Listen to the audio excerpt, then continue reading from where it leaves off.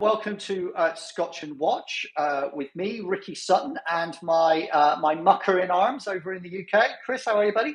Good morning, very well, thank you, Ricky. Mate, we've been outraged, have we not, today? We've been astonished, jaw dropped, astonishing. What have we been watching? What's amazed us? Well, I think in one of those classic kind of news mistakes, the tariffs took over the news, but there was a massive, proper, as you would say, a proper drop your bacon sandwich testimony in the Senate, which is 2 hours of video, it's eerily reminiscent actually of Godfather 2 in the kind of Go on. a lot. Well, just there's a Senate testimony scene in that, and it just brings back a lot of that to me of Michael Corleone testimony. But this is the whistleblower testimony of Sarah Wynne Williams going to the Senate and saying, "Here's what I actually know," and I would say it's there are a lot of lines in it which we'll go through, which are new, and the timing of them could not be worse for Meta in so many different ways. I totally agree. Do you think it was strategic? But just before we get to that question, I've just got to tell you, to your point about what you do in this scenario, how big is the story? I'll give you a fantastic tabloid story.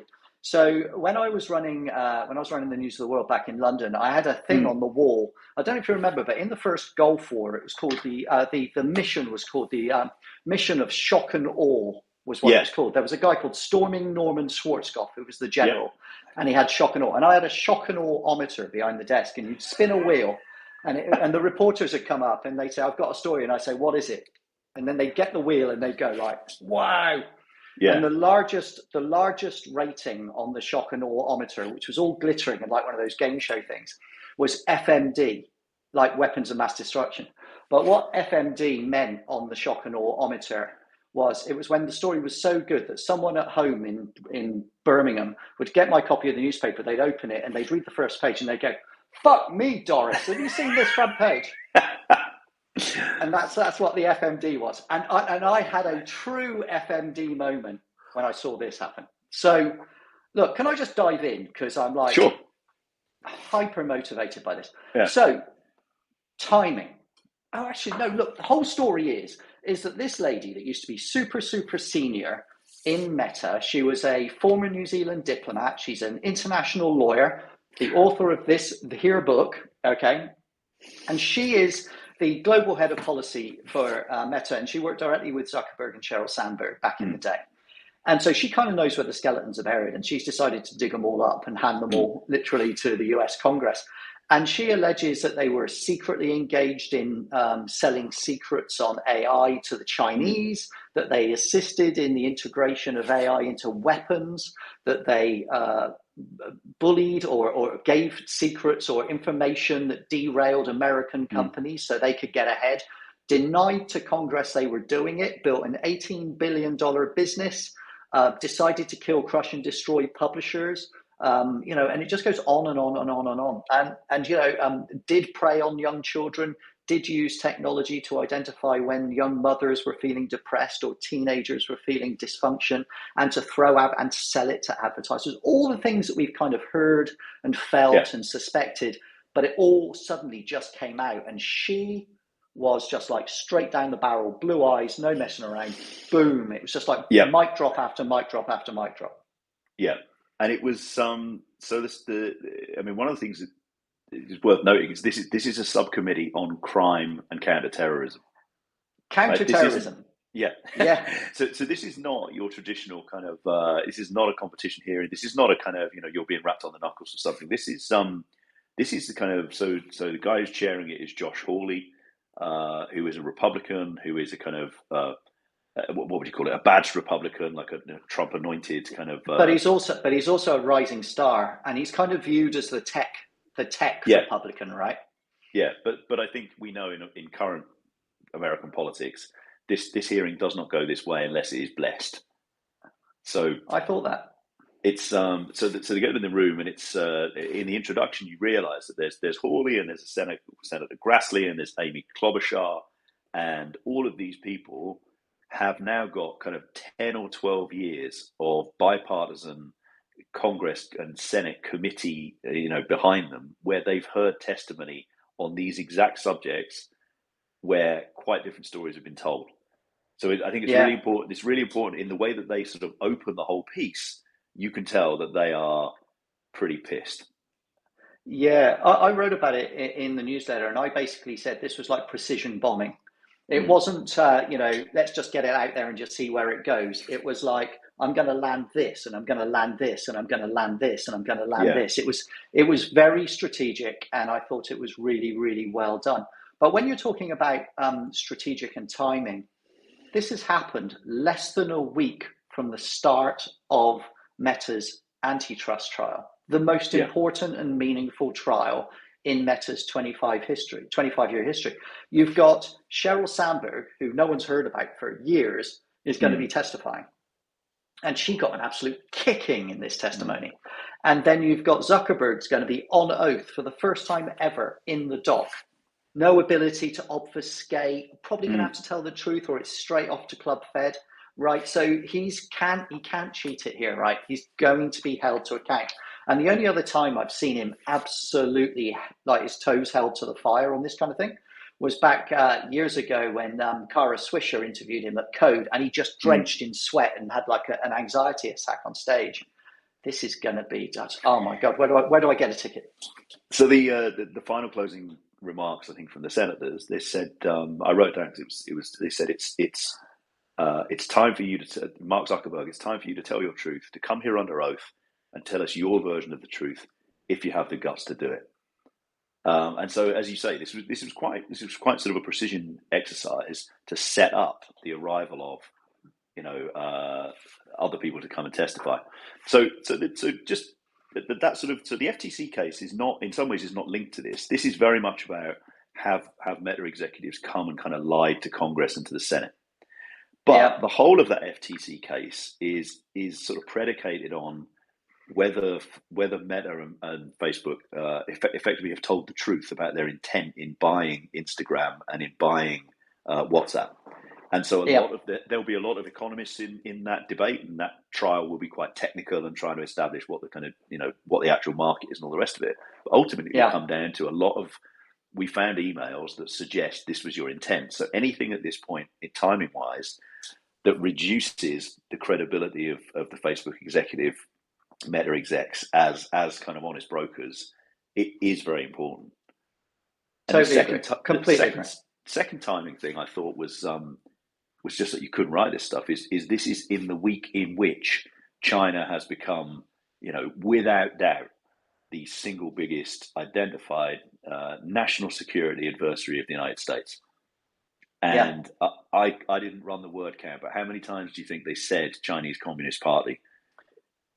A lot. It's like every second sentence. It kind of went China, China, China, China, China. Then it went surveillance, kids, Hong Kong, Taiwan, newspapers, China, China, China, China, China. We're going to drag you back here. That was basically the flow, right? Yeah, and so on the Chinese piece. So I think you kind of went through the list. It's firstly that they were trying to build a business in China. Secondly, that they had relations, and that was at the highest level. That was Mark Zuckerberg flying to Beijing, meeting the head of the Chinese propaganda committee, like in person. Then working with them to design a system that would work in China, including and denying it existed, including tools for suppressing. So they had a tool. So this is all from the testimony. It's all in video. So everything we're talking about is public domain. We should probably stick the link in the chat at some point. Yeah. They had a monitor system that would look at any post that went above 10,000 likes, and that would be sent to a chief editor in Beijing who would probably suggest that it didn't go above 10,000. So these are kind of big pieces. That there were allegations that they were briefing the Chinese Communist Party on advanced AI, which was later that Llama was basically used as an open source system to build military AI for the Chinese. So again, if you want a worse kind of framing this week, being a company that's kind of helped China win the AI race and get a military advantage over the US is pretty much up there. And that they had actively, there was a document that she referred to enough times that you think, there's a document that said as part of the plan, it was to essentially, as you say, disenfranchise Cisco and IBM in terms of them being able to do the same thing. And the last thing was that they would host data in China. So that's like the Chinese section, and it's all, it's creating a surveillance censorship tool set for China to use in Hong Kong and Taiwan, and actually getting, not just doing that, but getting feedback from the Chinese, sponsors, if you like, to say we want a bit more, a bit more of this, a bit less of that. Could you give us, but could you give us more on facial recognition? Could you give us more on, how we suppress things that we don't like? And there's a back and forth conversation there, which is a product design conversation. I mean, it is, that bit for me was like, I hadn't really thought about how that would sound when you said it out loud. Yeah, so I thought Senator Hawley was very impressive. I think he'd done his homework. The only time I really saw him literally look shocked or shell-shocked was when, he said, so are you telling me in your testimony that Meta went to the Chinese government and said, tell you what, all this surveillance stuff you're doing, that sounds kind of complicated. Why don't you just pass that to us and we'll do it for you under a commercial contract, and we'll give you a contract that says that we'll do that on your behalf. And Hawley said something like, so you're telling me that Meta took on a contract to run China's surveillance apparatus? And she's just like, yes, Senator. And you're like, wow, well, that's a little bit more than going to a country and saying, hey, look, I'd really like to set up my shingle over here, and I'll pay the tax, and that's kind of fine, but let's keep it off the books a little bit because I don't think my mum's going to be chuffed about that. Yeah. It's very different to turning up and just saying, hey, this thing that you're being criticized for around the world, and most of all by my nation, okay, we'll actually take that on for you as a contract. That was a bit of a shock. And Richard Blumenthal, the other senator, he was really good. He was just like, I don't think the American public are going to be terribly chuffed that you've decided to sell America's information to a foreign adversary, which I thought was I think it was the right thing to say, but it was quite an understated way of saying it. I mean, that's getting right up there in the kind of traitor kind of zone, right? And I went home. Go on. Well, I was going to ask you, I know what you're going to say. You're kind of what? So there's a little bit here of sort of what we would think of as perjury, which is have you come and said you weren't doing that when you were, and you've said that to the Senate and Congress, and that's quite serious. That's not good. We talk about that. No, that's not good. That's not good. But you got a bit further than that, right? You went to the old school. I think he goes to jail. Yeah, I really do, and I'll tell you why. I've been predicting for the best part of 2.5 years that one of the big tech guys is going to go to jail. And if you think that, I would love to think that the DOJ and the FTC are stalking like wolves. They are slowly encircling the prey. And if you look, as I do, at all of this all the time, you eventually start to pick up a bit of a playbook. And the way it tends to work, and if you use Google as the most recent example, okay, the way the whole Google thing started was a whole series of slightly negative stories leading up to the antitrust trial, the first one, which was going to be against the App Store, which is a $40 billion business unit in Google's $350 billion unit. So it's not massive. It's meaningful and it's material, but it's not massive. And so Google said, well, we'll have our trial and we'll do it with a jury because everybody loves us and we'll be just great. And then the DOJ set this beautiful stall out where literally Google just walked directly into the oncoming fire, let the jury make a decision, and the jury unanimously found them guilty in about 25 minutes. That was a big win. But then the big one was, all right, we're now going to slingshot off that win with that momentum into the second trial. And this is the one that really decides the entire future of big tech. Because if we manage to prove that Google is a search monopoly and we get the ability to do something about that, then after that, everything else is just like downhill. We're coming up the mountain. We're now at the top. If we get that one, we win. And so they used the first trial to break its image as being completely untouchable. Won the second one, revealed that it's actually an emperor's new clothes, and like really, it's like the Wizard of Oz. You pull it back, and there's nothing there. Proved that, and then it was all downhill. What I think they've done here in this one is the playbook, and this is what I really hope it turns out to be true, is that they know that if you go and do the pub test, if you walk down into a pub and you ask 20 people whether they think Meta's a good company or not, they'll all say no. And if you ask them, do you think Mark Zuckerberg's a reasonable and trustworthy individual? Would you leave your kids with him? The answer is absolutely not. Okay. But do you think it's a good business? Oh, absolutely. I'm invested in it. Do you think it's a good product? Oh, absolutely. I use it. And that's the difficulty, right? But here's what I think. I really hope this is true, that the FTC is doing here. The FTC is saying, we know we're going to win on the bad practices. We know we're going to win on the antitrust business behavior. We know we're going to win, and we can prove the case that you bought these two other companies to shut down competition. But people do love the product. Yeah. So how do we damage people's trust in the product or love of the product? How do we hit that, right? And then once we have, if we manage that, we then have to win the politics as well. So how do we do that? And I think the best way in the world to do it is to drop a bomb in the Congress and just say, hey, have you been aiding China? Yeah. And so I wrote in the newsletter, I said, look, this hearing, in my view, quote, destroys any lingering political support that Meta may have had that might have protected it in next week's antitrust trial. Lose, and Meta will be forced to sell Instagram and WhatsApp, and the collapse of Meta's $164 billion ad revenue will follow, followed after that by the power that it affords, the heat shield that it gives Zuckerberg. That leaves Zuckerberg diminished, exposed, and vulnerable. And if public anger over child harms and it converges with political fury over China, he's going to find himself hopelessly exposed with no protection. And I think he goes to jail. Wow. They were pretty explicit also, the senators, about the fact that they I mean, you made me laugh the other day. Your image of the furrow in the White House lawn with Zuckerberg going backwards and forwards, trying to get this hearing and the FTC case thrown out. Should we talk quickly actually about, so generally with whistleblowers, I mean, you know a lot about this from your days at the Sun, but the whistleblowers, someone eventually says, look, we don't want them talking about it. So there's a long piece at the start where Sarah Wynne Williams explains that she has a gag order that was put in place by Meta that says she can't talk to anyone. She explicitly can't talk to Congress or representatives, and their aides can't talk about the case. So there's a point at which the senators are saying, are you telling me that they filed a thing that means that I could be basically, I'm being threatened by this gag order? And the Democratic government of America. Didn't like that at all. No, he did not. They had $50,000 per instance of her referring to Meta in any way, effectively.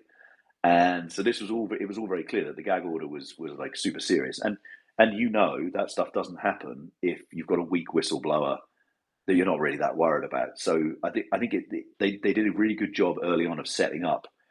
If Meta have tried this hard to stop you coming today, and she was actually I thought she was a very good witness, but I thought she was you could tell that she is taking the legal financial kind of risk of coming to testify, and she may well walk out that court and be hit with all manner of kind of follow-ups. But it was set up very clearly that this was not a conversation that Meta wanted to have. All right, my eyes are thinning. Look, I'll tell you how this fucking works, Facebook. Okay, like, you are a company. That's all. You're not a fucking nation state. You're not an elected official. You're not a member of the military. You're not a fucking policeman. You're just a fucking company. Get back in your box. All right, just get back in your box. Now, there have been loads of countless rich people over the years who've been super important who then aren't.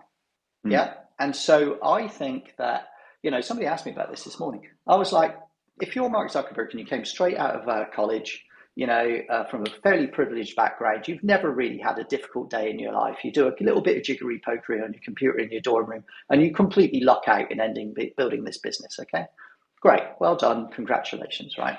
But that doesn't make you God. Okay, it just doesn't. It just means that you got lucky. And I think that you need to recognize who you actually are in the firmament here. Okay, you can't lie to Congress. That's a problem. Yeah. You walk into court and you lie. I guarantee to you that Jeb Boasberg, the judge, who is absolutely hard as nails, isn't going to go, look, mate, I know you've had a bit of a good run up recently, so we'll just forget about this one. That's not going to happen. Okay. No. And I think that all the parents at home with all the children that are suffering, and all the people, I've actually just spent the last 2 weeks talking with families of children that have died on Meta's platforms in the past couple of years that have been fighting for, Kids Online Safety Act and other things like this. I've spent a lot of time with these people recently, and they are at their wits' end because they can't quite seem to get anything over the line. Yeah. And it's because this company throws money and throws lobbyists and all this kind of stuff. But it ends eventually because we've talked about this before. I always think about it as a giant wave coming across the ocean, and it crushes every single ship in its path, no matter how big it is, until it hits a rock. Until it hits a rock, and the law is a rock. And I think that this is going to be if Zuckerberg isn't at home thinking, "Oh shit, actually, okay, this is all coming home to roost." And I'm on the dock in front of a hard boy judge under oath shortly, which could lead to me going to jail. And I'm not really sure I'm built for jail. I think that he must be having a wake up moment. He must be smelling the coffee here, and that this free run is ending. Oh, I don't think you can be under any doubt about that. Now, I think going back to your point about families, there are a couple of other bits in the testimony which, I think we talk about this stuff a lot, but you don't often hear it actually discussed out loud. And when you hear, there are a couple of pieces. One was that Meta were selling the information that girls between 13 and 17 had deleted a selfie of themselves, because apparently deleting a selfie of yourself is an indicator of low self-esteem, and low self-esteem is a good time to buy. So for advertisers, that was a sign that they could sell products, beauty products, and they could sell, So that, I think that kind of thing, even though if you've worked in media and advertising, you know a lot of that stuff goes on. I don't think the general public, understands some of the ways in which this data is monetized. And so I think that came out very clearly. I mean, I think that for me is like, and they asked this question about, didn't people within Meta have a kind of ethical issue with it? And when Williams says plenty of people did, but not the growth guys. Yeah, one of them said it's beyond my red line, but I don't have Zuckerberg's red line. Right, was one of the things that they heard. They also talked about specifically targeting depressed young mothers because they're more susceptible to spend money to improve their self-image of themselves at a time when they're feeling vulnerable. There was a line that Wynne Williams, the witness, gave that I thought was really interesting, and I'm going to keep and repeat and repeat and repeat. She said, look, these people are vulnerable, but they're also extremely valuable. And so, the inability to be able to tell, because you're an engineer or because you're focused on profit, the difference between those two things, I think that is at the absolute nub, Facebook and Meta's whole problem. Because there was Amy Klobuchar said in her evidence, she's specifically been trying to bring protections for children, okay? And she specifically said, a lot of time is spent talking about how children are addicted to the Meta platforms. Not enough time is being spent given to the fact that Meta's executives are addicted to profit and power. And the problems of the children is caused by the problem of the addiction of the executives. Yeah. There was a very nice, I thought it was a very kind of, as you say, this was very well planned out, very, very well kind of executed set of questions. There was a nice kind of tying together of the two storylines when Amy Klobuchar said, we have frequently spent time with platforms trying to solve these problems for underage girls, trying to solve the targeting of people, in distress, trying to solve and we've always been told that technically this is very difficult. But it turns out that when the Chinese Communist Party wants it, you can do it in hours and days. And you have the technical ability to create all of this kind of surveillance on their behalf. But you claim not to be able to have done this for kind of American teenage girls and, postpartum mothers. And, this doesn't make sense. And I think that's where, as you say, the court of public opinion moves sometimes slowly, but it needs, you will be able to explain this better than I do, but the public opinion kind of needs a easy to understand hook that it can be hung on. I was trying to Yeah. explain to somebody the other day. They were like, "Why do Americans care so much about the price of eggs?" And you say, "Well, Mm-hmm. it's not actually about the price of eggs. It's that is the translator for inflation. That's become the kind of the denominator Yeah, of inflation." that's right. That's right. The price of bread, right? How much is a Yeah, loaf of bread and eggs going to cost me? Yeah. yeah, Milk, eggs, and bread, right? yeah. So in this case, I think there's always been this sort of the platforms have been brilliant about we're connecting people to things they love, and we're the people who help. Oh, look, we've helped a small business in Birmingham, Alabama, grow its sourdough sales 140%. And they're very good at that side of the story.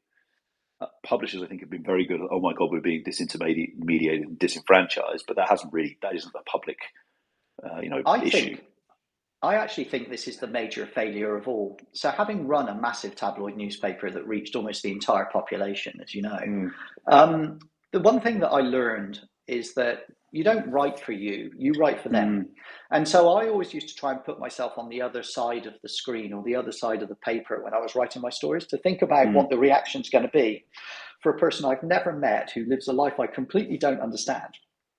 So how can I make a common connection between what I'm thinking and what I'm feeling from my perspective and what that person in Newcastle is thinking next Tuesday, right? And mm, and and so you have to try and think about what are the common denominators that make us human. What is it that makes us who we are? What is the mm, commonality that we have as a species? And I thought that the place where they did that best, to be honest, was when, and I'm sure this was staged, but it was mm, mm. very, very well executed, was when one of the senators asked the witness, and what about how do Meta executives who have children feel about this? Did you see this bit? Yeah, How yeah, did they yeah. how did they behave? And Wynne Williams says, "I'm a mother of three." Now, let me tell you, as a kickoff, Mm, not bad.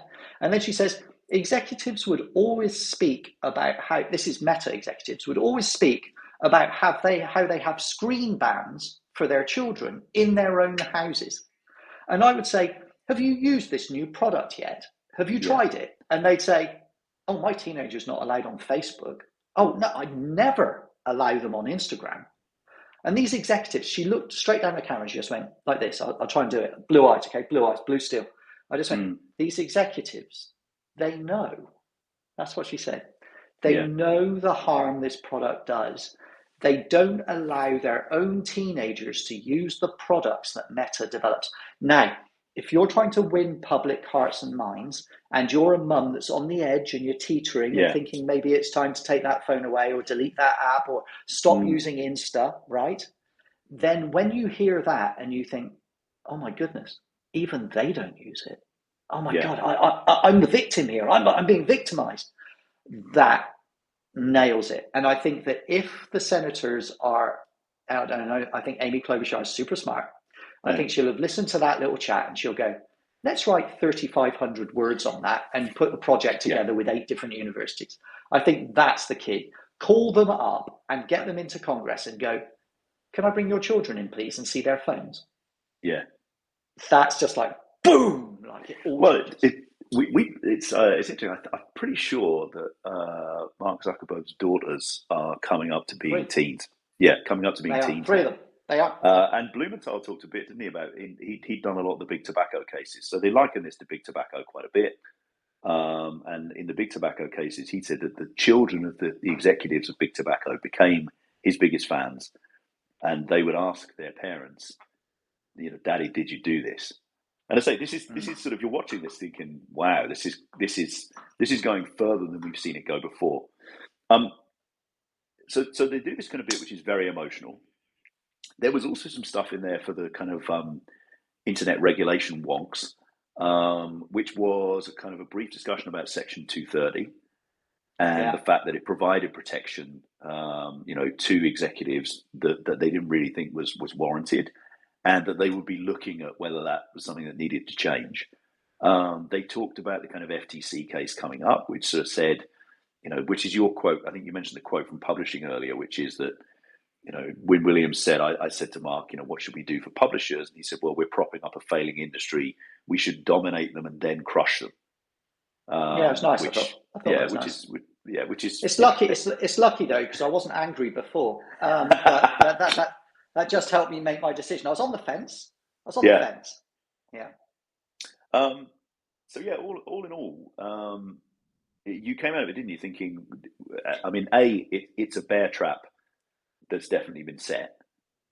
It's going to run alongside the kind of FTC debate. So you could have a point where I think literally Mark Zuckerberg, potentially Sheryl Sandberg, maybe even Nick Clegg, for those watching from the UK, what a treat that would be, are almost being shuffled between the FTC case and this, which is, as a lawyer, is, you can imagine your client's worst nightmare, that your character is being examined in a separate case at the same time. Oh, what a terrible nightmare for the poor trillionaire, right? I don't give any shits, right? So, like, karma's a bitch, isn't it? And that's what's happening. So I was asked recently I was at a local publishers conference down in Melbourne the other day, and somebody said to me, if you were in big tech, Ricky, what job do you think you could do the best job in? I said, if I worked in big tech, I'd be a lawyer right now, because I don't think anything else matters. They are just under attack from all sides. And I thought it was really clever the way that, the attacks on Google came from 300 different sides all at the same time. And even with all their money, or even with all their resources, and you made the point brilliantly, and someone repeated it to me this morning, actually, something you said on one of our earlier calls. Good Lord. He said, what we say in one room repeats in another room, and we have to be really careful about what we say. And eventually we can't cover all the bases. The narrative eventually starts to hang us when it's seen from all these different angles. And I think that's what they're doing here. I think this is the start of a cluster bombing. It's like, I'm just going to bomb, I'm just going to wipe the landscape, I'm going to glass the landscape, and then we'll rebuild on top of it. And we're going to have to take down a ton of things. Like, we're going to have to spoil people's social media experience. We're going to have to destroy $165 billion worth of advertising. We're going to have to remove perhaps arguably the most effective advertising tools that have ever existed. We're going to have to destroy a law that's existed for 30 years to give the internet a good run. We're going to have another look at copyright. We're going to have a look at whistleblowers and what laws and protections exist. I think all of this eventually just becomes a massive redraw, literally just like a blueprint, like tear that page out, throw it over there, and start again. And I've said to you a couple of times, I think we're in a splinternet situation. So I think the internet splinters, but then you've still got social, right? So you have to break social too. This is it. This is the moment. This is the Watergate moment, I think, for social. Well, this is so this is my theory of the week, which is my theory of sort of three hills. You've literally in the next couple of years, you have the end of print. It will basically 5 years. 5 years max. In the UK, 2030 is a big reckoning because the wholesale deals come up. So there has to be a kind of there's a moment when everyone has to recommit for another 5 years for wholesale, and that's a very difficult period. So How much money? All of it. I mean, there's essentially in the UK, there's only two wholesalers. So it's hundreds of millions for the industry. And for most national newspapers and magazines, it's still the bulk of the profit driver. So that clock is ticking, right? But you're seeing, so that's the kind of end of what has been a very big hill, but has been steadily coming down. I think what we're talking about here, if you look at the combination of the Google case, the Meta case, the Apple case that's coming around, the Microsoft case that'll come around too, we're actually post the peak of the platform era, which I think you're absolutely right. Grew out of print and is now. So we're not quite at the moment near the end, but we are trending towards the downslope. Somebody put on LinkedIn, which I found funny, was they were like, "Oh my God, there's a seminal moment that Google has fallen below 90% of search traffic," and you were like, "Yeah, 89.5% is not a bad business." But these things you're starting to see the beginning of that. At the same time, cheers to that. As you're seeing then the kind of the massive spike in AI, and so that's the third hill. So at the end of let's say 2031, 2032, you will have then a sort of, I think, that a rapid descent in the traditional digital platform era. And where the peak of the AI one is, I don't know, but the print one will fall away. And we're typically 25 years. They're Yeah. typically 25 years long, haven't they? It was 25 years for us in print. It was 25 years then in digital. It's probably 25 years in AI. Here's a question for you. In my experience, when very powerful, very wealthy, very well-resourced organizations find themselves in a end-of-life moment like this, they tend to behave really badly.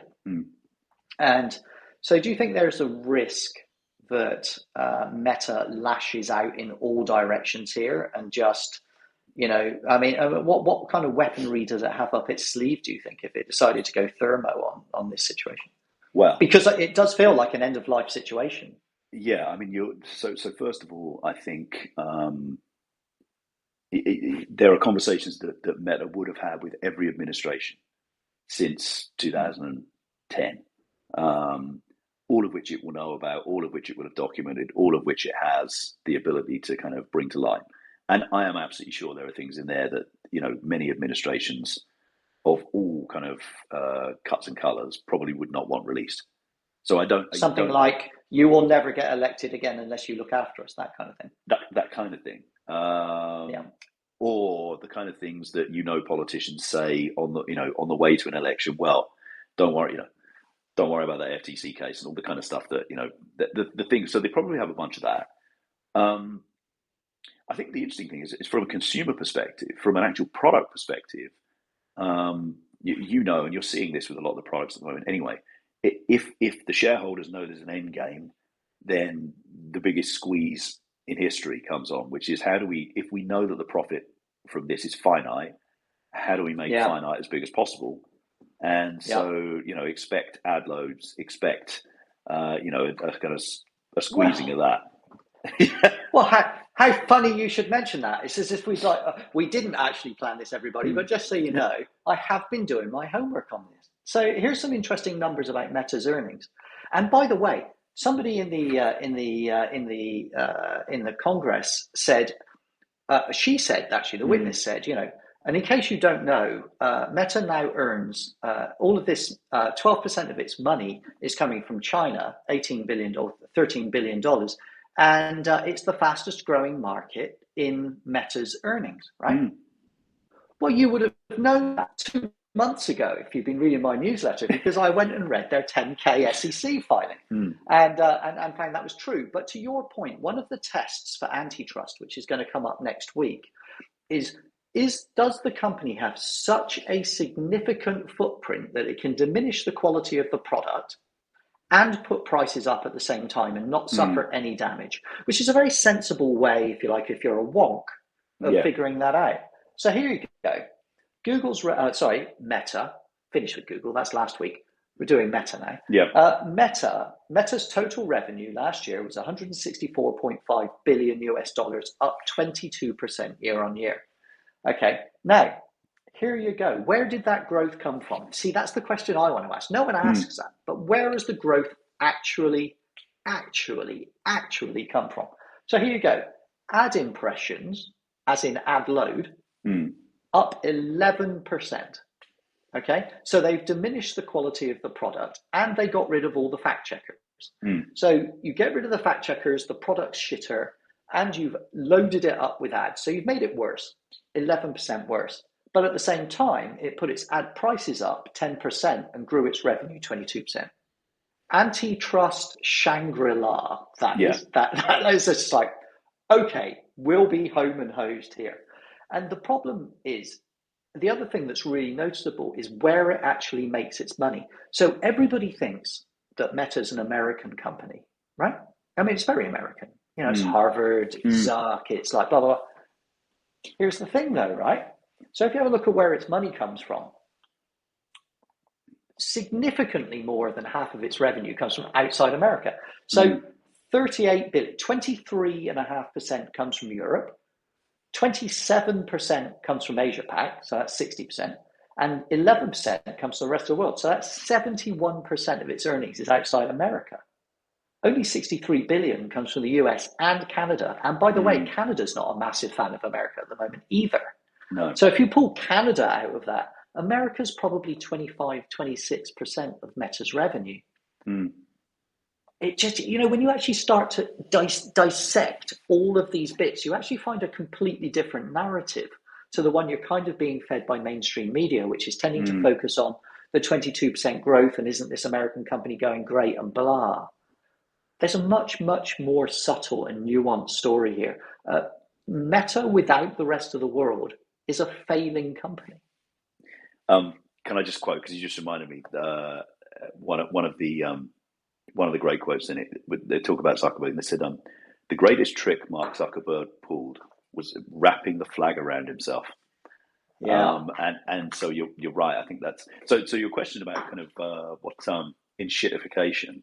Oh, by the way, for all the people on the call, if you've got any questions, do stick them in the chat, and we'll try and answer them. Because we both sat and watched the video, so it's you've got about 15 minutes before I'm incoherent because I'm on the list here. So yeah, dive in. Many of you are my friends, so you know exactly how this is going. So that's all good. Yeah.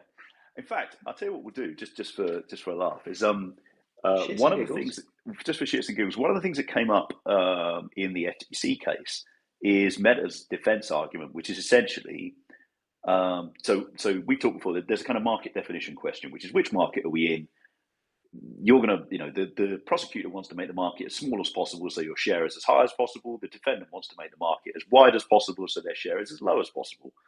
And we've had this in every kind of antitrust case of all time. This is the classic kind of market definition test. So, symphony number one, yeah. So, in the Meta case, there's actually a definition of a personal social network, and the argument that the government's making is that Facebook runs it. It's a friends and family site, and it is dominant in that particular market. And Meta have made the counter argument that pretty much Facebook and LinkedIn, pretty much the same thing, pretty much Reddit. interchangeable. Yeah. So I would ask Snap. everyone on the call. I would ask everyone on the call, just thumbs up, thumbs down. Do you think that Facebook and LinkedIn, or Instagram and LinkedIn, are essentially the same thing?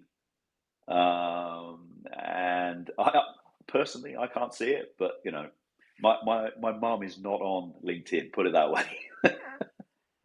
It makes no sense, right? And please do vote. I'd love to see what you guys say. Look, Google played the same Jedi mind trick, right?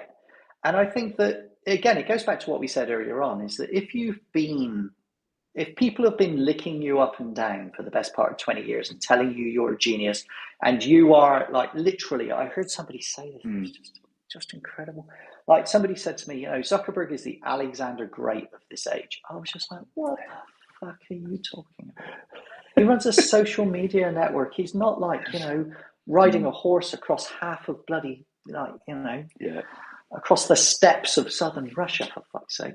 And so, it's just a social media network, and there will be a day that it exists and there will be a day it doesn't. And I think the day it doesn't is becoming increasingly close. Darren, that's a great question. Horror revelations today. Is there a political motivation to go hard on Meta and Zuckerberg? Right. It's the right answer. It's the right question. So, all right. So I wrote a post. We alluded to it just before you joined, actually, Dan. That Zuck went to the White House 3 times in the last couple of weeks to try and get the White House to throw the FTC's antitrust case out. Now, in the same way as it's going thermonuclear on this whistleblower, you have to ask yourself the question, why? My learning in covering these tech companies is forget what they say and look at what they do. And so he doesn't announce that he's going to the White House 3 times. He just goes. And that's the thing you need to watch. What we need most with Zuckerberg is not a new product. What we need is a tracker to be able to see where he is, because that will tell you what he's actually up to. And so he's trying to get the White House to throw the FTC trial out. And he's been there 3 times and begged, and 3 times they've said no. And that tells you that there's a political motivation to allow justice to take its path. Now, I'd like to think that that's because, we have a very stable political environment in America and the rule of law really matters. That may or may not be true. We can all take our own opinion on that. But what it does mean is that they've still decided to do it. So the question really then becomes is, why? Why are they allowing it to happen? And I said on here, actually, last week with you, Chris, that 6 times as many people use Meta in America as voted him in as president. And so if you want to control the message to the populace, You want to control the method to get the message to the populace. And what's the best way to get them to do what you want is to make them feel threatened. And I think that this is a very effective way of doing that. And at the end of the day, if Meta falls over, do you think that Truth Social will grow? I mean, there are some things I can't bring myself to say. I have an emerging theory on this, actually, which was came out of watching. I was fiddling around. I spent a lot, I sat there looking at the tariff kind of conversation. I'm trying to think about what actually happens if there is genuinely a kind of trade war. And I was talking to, I've got a friend who's sort of on the military side, who was talking about trade wars versus hybrid wars versus hot wars, and I was getting very scared about how the world was going. And they made the point, which I've not been able to get out of my head since, which is, he said, if you go into a trade war with China, you go into a kind of what is effectively a soft stroke hybrid war with China. What are the advantages that each of you have? And you both have a military, and you both have land mass, and you both have defensible blah blah blah, right? But one of the critical weaknesses, in this guy's opinion, one of the critical weaknesses of the American system compared to the Chinese system is their control of information, because the government entirely controls the information landscape in China, and the government does not control the information landscape in America. So that's really interesting. If you think about that think of it in a military sense, right? Don't worry about publishing and media. Think of it in a military sense. One of the sides in what is a superpower confrontation between now the two most dominant economies and militaries in the world, one of those opponents has a fatal weakness, which is the opposition can buy its way into the media. It can set up accounts and talk about the policies of the government in place. It can publish. You've all seen this week, right? AI videos of Americans working in sweatshop factories putting together iPhones. That is created by, funded by, disseminated by, distributed by the opponent in a hybrid war.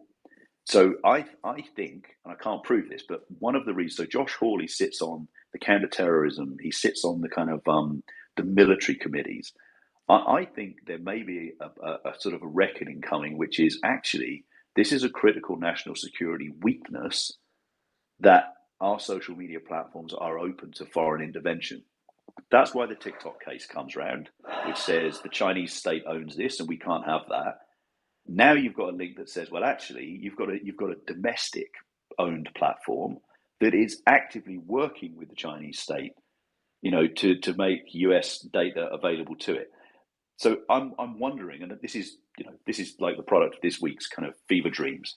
I'm wondering whether that's the reason that there suddenly is the political will, to go and address this sort of sense that actually our information landscape can't be more powerful than the government that it comments on. My goodness, that's a super smart and very sophisticated comment 51 minutes into my whiskey session. But look, wait till you sober up before you judge it. Hang on, I'll be back in 12 hours, folks. But look, but let's talk about that, because we did talk about it last week, right? So we talked about the situation. So last week, for those of you that weren't here, we were talking about the fact that Google switched off half of European countries' media news coverage for 1% of its readers, and just silenced them in the snap of a finger. And my feedback on that wasn't that this is working out how much news content is worth, because that's a very self-serving Google perspective. But what it proved to the White House was that it could turn off the White House's narrative with the flick of a switch. And if I was a political movement that was trying to change the entire perspective of the nation during a trade war and potentially facing a hot war, the last thing I need to do is be silenced. And so I actually viewed that action by Google as really a red light to a bull, because that was going to be a massive problem. And I think what you're saying is the same thing here, right? Which is that, Meta has the narrative of the nation of America, but it has the nation of the world, the narrative of the world. And so if you can control the narrative coming down that pipe, then you have the ability to talk to China and India and Indonesia and Africa and Australia and everywhere else, right? And if you don't, you don't. Yeah. Which is really the critical issue. And is it Darren, a national security issue? Well, that's the question. And Darren's point is, is this kind of, how does this affect things like Elon Musk and, the sort of whether they're all still kind of MAGA buddies. I think if you look, X is much smaller than, Meta, measurably so. Secondly, it is, it is kind of partisan. Fox News is partisan. There are sort of places that are known to be. The trick that Meta's tried to pull is to say, not only are we like covering the whole of the planet, I mean, 3 billion kind of users, right? This is 3.36. Never in human history has any kind of information platform been able to reach so many people simultaneously. It's never happened. The effects of it are unclear. So that's the first piece. I think then the big difference then is it's clear if you ever watch the Joe Rogan kind of Zuckfest, I think what comes across most clearly from that is how utterly disinterested Mark Zuckerberg is in the complexities of culture on the platform that he's built. He does say at one point, they kept trying to draw me into. I'm paraphrasing, so don't quote this, but he kind of says they kept trying to get me to think about. Don't quote this from a live podcast. Yeah. Good luck with that. No, but what I mean is, I know if you go back and look at it, he says basically something along the lines of they kept trying to drag me into these kind of free speech policy discussions, but I just want to build things. And I think so. So if you think he's sort of saying, I've taken away the censorship, I've taken away the kind of fact checkers, I just let people say whatever they want, but anybody could buy their way onto that platform. And that's why I think it is an interesting question.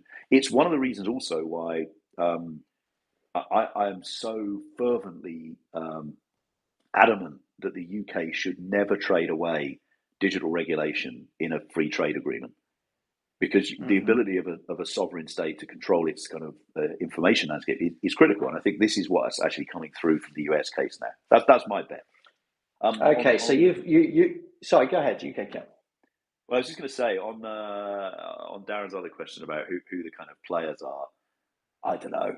I never quite know, who's where the money is, but I do know that government over time, the arc of history tends towards governments breaking up things that they think threaten democracy. That's part of their fundamental role.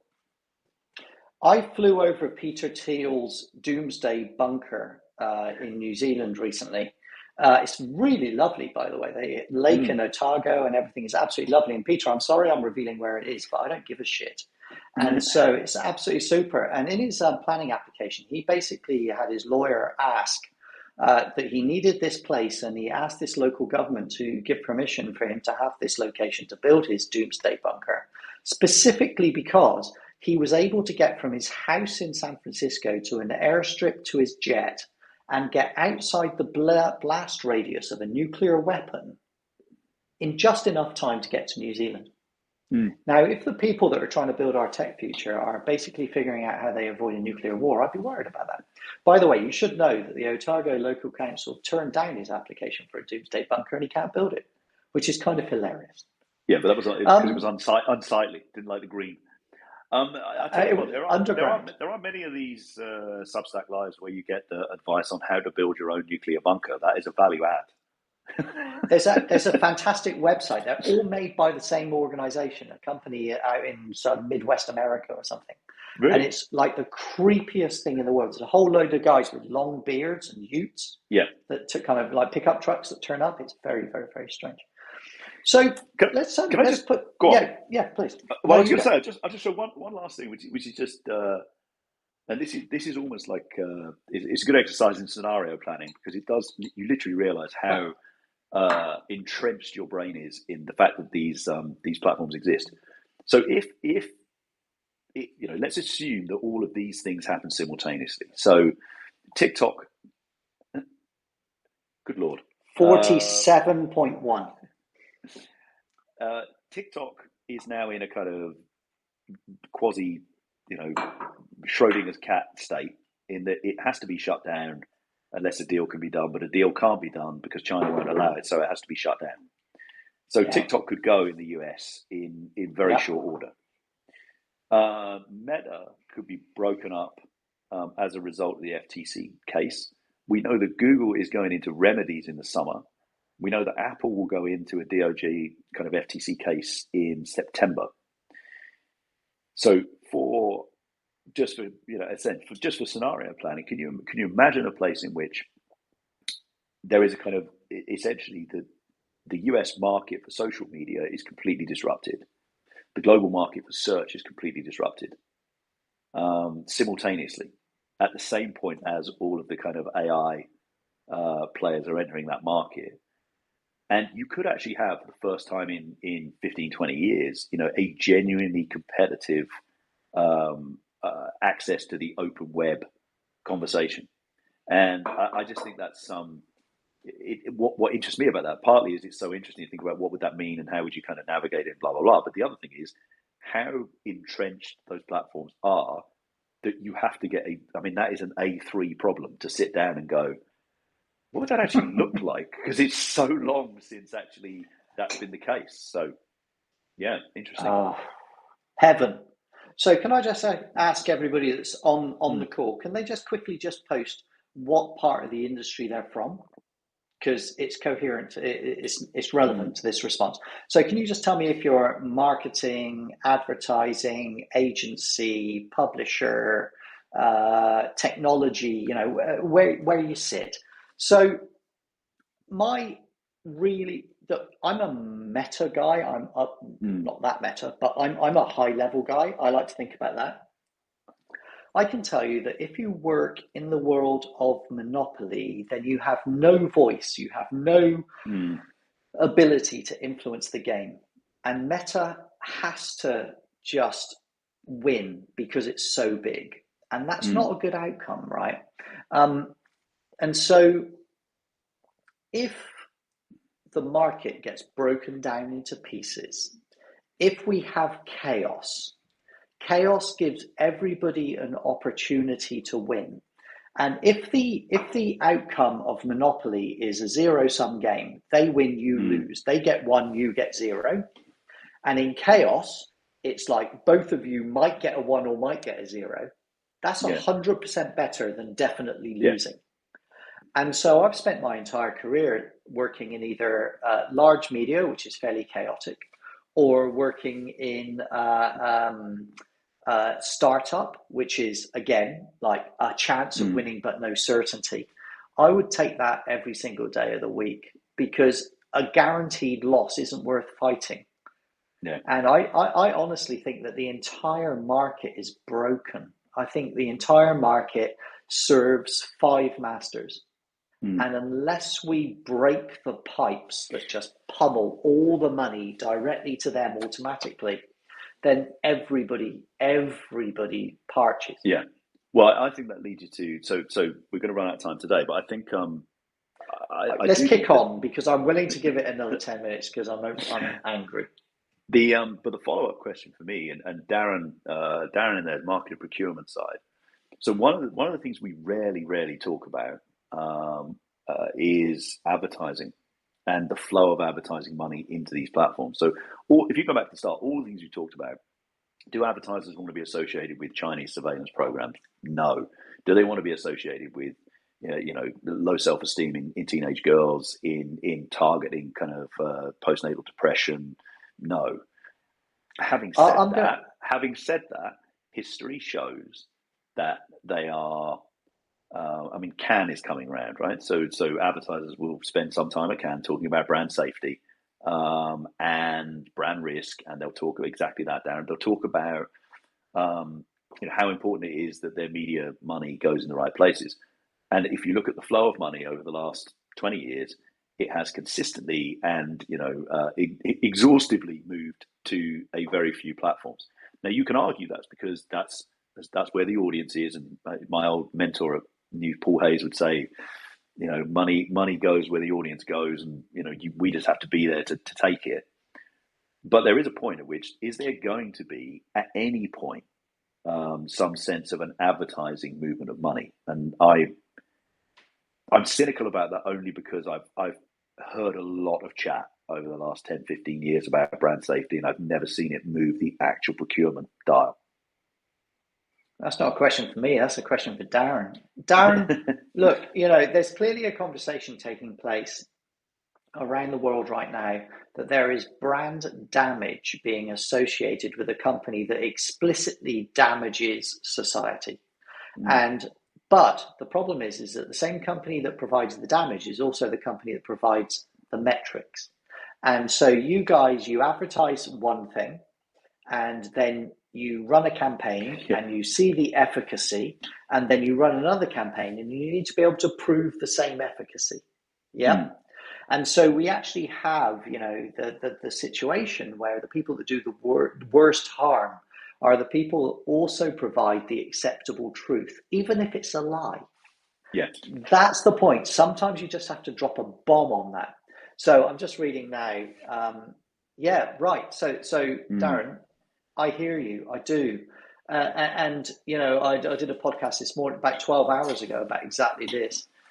We need a situation where we actually shift the spend from what is a perceived consideration of value, which is based on metrics that no one really actually believes, but they're convenient. They're a convenient lie for the market to base themselves on, and just say, actually, maybe we don't do that now. Maybe we do try some other stuff. And I'll drop to Darren. I'm speaking specifically to you. There was somebody that said to me at an event about a week ago.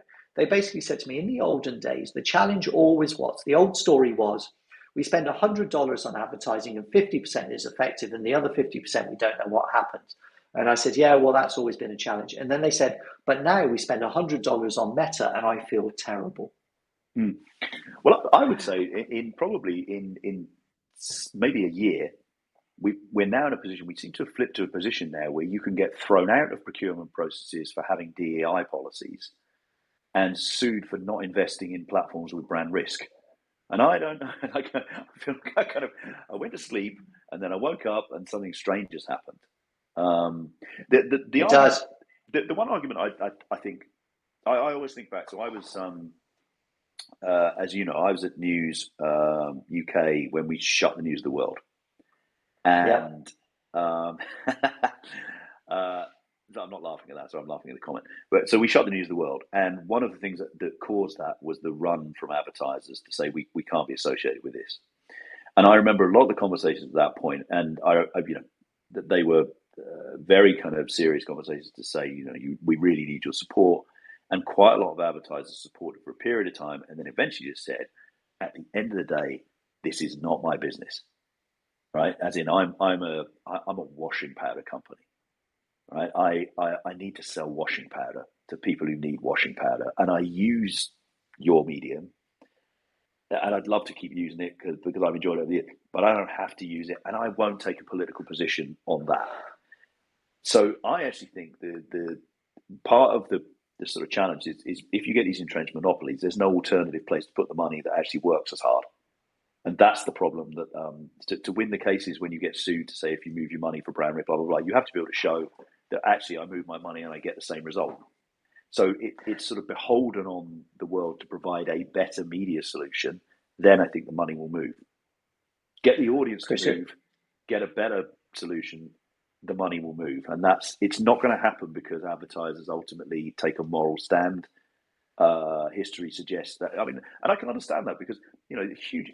There's like however many million advertisers on Meta who are running, mom and pop stores who are trying to sell muffins, who are kind of like that's the place where you go if you want to you want to get a local store to be famous. We can't expect those people, I think, to say, well, I'm just not going to advertise. That's not how it works. No, I think you're 100% right. Look, it may be.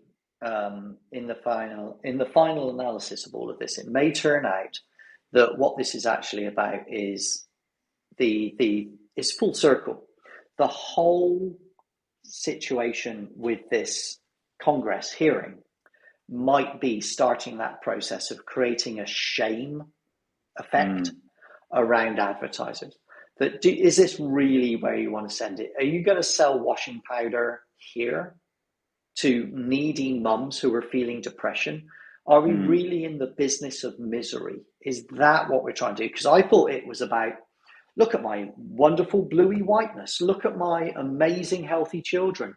It isn't, I'm feeling terribly depressed and I need to feel better and I need to give you some money to make me feel better. What a fucking miserable business to be in, right? And I don't think that's what marketing's actually about. And Darren, I totally agree with you. I was in a meeting recently with a group of publishers, advertisers, and agencies. And I literally said to the publishers, you're a major player in this market. If you can collaborate and work together, you can create a single advertising platform that will be enormously popular. And if your metrics are reliable and the advertisers want to spend the money, which they did, and the agencies are willing to spend the money, which they were, then all you need to do is to build the platform to enable you to do that. And then they all went into a conversation about how difficult that would be, not how am I going to solve it.